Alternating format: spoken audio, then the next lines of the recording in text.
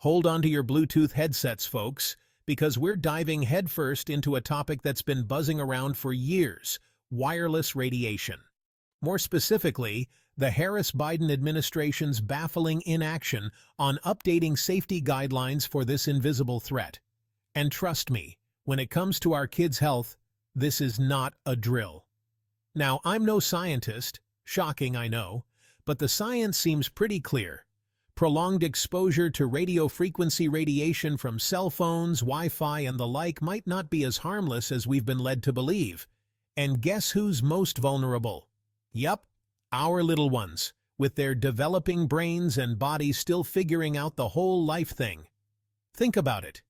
Kids are growing up surrounded by wireless devices, practically glued to their screens. It's like we're conducting a giant, uncontrolled experiment on an entire generation, and the long-term consequences are still unclear.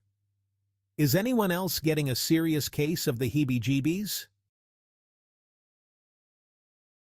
So, what are our fearless leaders doing about this potential health hazard? Well, the current safety guidelines for wireless radiation were set back in 1996. You know, back when the Spice Girls ruled the airwaves and dial-up internet was considered cutting-edge technology.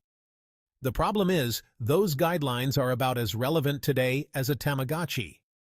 Since 1996, the use of wireless technology has exploded, and we're swimming in a sea of RF radiation. But the government's response? Crickets. It's like they're stuck in a 90s time warp, blissfully unaware of the potential risks. Now, you might be thinking, surely someone's sounding the alarm, right? Well, plenty of scientists and public health experts have been raising red flags for years, but their concerns seem to be falling on deaf ears.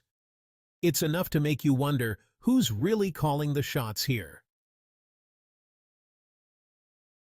You'd think a 2021 ruling by the U.S. Court of Appeals would have shaken things up.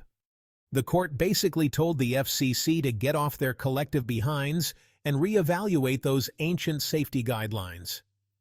But what did our government do? Essentially, they shrugged and went back to their regularly scheduled programming. And what's even more infuriating is the systematic defunding of crucial research on the long-term effects of wireless radiation. Take the National Toxicology Program, for example. They found clear evidence linking RF radiation to cancer in rats, which is about as comforting as a hug from a cactus. But instead of bolstering this research, funding was slashed. Coincidence? I think not. Section 4. The wireless industry's grip on public health. It's no secret that the wireless industry is a powerful force in Washington. They spend millions lobbying politicians and funding their own research, which conveniently downplays any potential risks. It's enough to make you wonder if our elected officials are more interested in protecting corporate profits than public health. This blatant disregard for our well-being is outrageous. We're talking about the health of our children, for crying out loud. It's time to stop letting the wireless industry dictate our safety standards. Section 5. A call to action: protecting our future. This isn't just about updating some outdated guidelines. It's about demanding accountability and transparency from our leaders.